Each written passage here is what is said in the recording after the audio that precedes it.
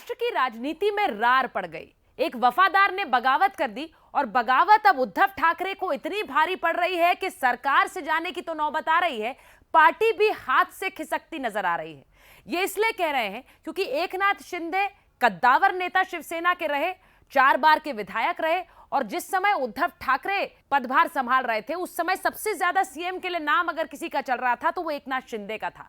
अब एकनाथ शिंदे जैसे कद का नेता अगर बगावत करता है तो जाहिर है पार्टी के लिए बड़ा नुकसान होता है। अब एकनाथ शिंदे अपने समर्थन वाले विधायकों के साथ गुवाहाटी जाकर बैठे हैं, आप रोज तस्वीरें देख रहे हैं, लेकिन इसी के साथ साथ अब वो ये दावा भी कर चुके हैं कि शिवसेना पार्टी भी उनकी है, क्योंकि वो हैं जो बाला साहेब ठाकरे के विचारों को आगे लेकर बढ़ रहे हैं, उनके संस्कारों को लेकर आगे बढ़ रहे हैं, हिंदुत्व की सोच को आगे लेकर बढ़ रहे हैं।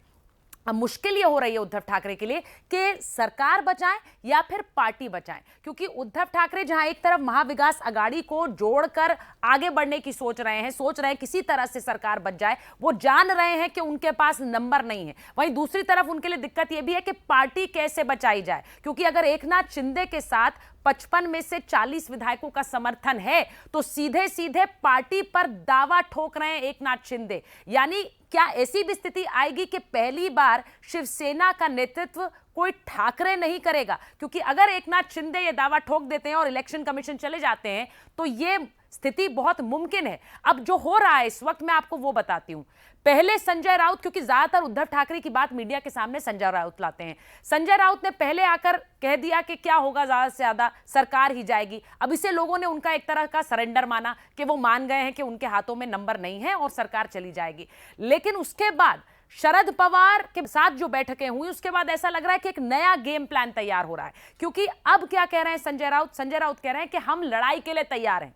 और वो सिर्फ विधानसभा की लड़ाई की बात नहीं कर रहे हैं, वो सड़क पर लड़ाई की भी बात कर रहे हैं। वो ये कह रहे हैं कि फ्लोर ऑफ द हाउस पर तो हमारे पास नंबर है, हम किसी तरह से साबित कर लेंगे, लेकिन सड़क पर भी अगर लड़ाई होगी, यानी क्या ये सीधी सीधी धमकी है? क्या संजय राउत धमका रहे हैं कि मुंबई जब ये विधायक आएंगे तो इन्हें शिव सैनिकों का सामना करना पड़ेगा? यानी कि जो लड़ाई है वो अब सड़क पर भी होगी, ये संग्राम सड़क पर होगा। और आप जानते हैं कि शिवसेना जैसी पार्टी जो है वो काडर बेस्ड पार्टी है, और किस तरह से उद्धव ठाकरे जब आए उन्होंने एक इमोशनल प्ली करी। उन्होंने कहा कि उन्होंने मातोश्री, जब वो वापस गए वर्षा उन्होंने छोड़ दिया, जो उनका सरकारी आवास था, वो भी एक तरह का एक इमोशनल कार्ड माना जा रहा है अपने जो काडर हैं उन्हें मोबिलाइज करने के लिए, उन्हें एकजुट करने के लिए। तो अब जब संजय राउत कहते हैं कि ये लड़ाई सड़क पर भी होगी तो क्या ये उनकी धमकी मानी जाए?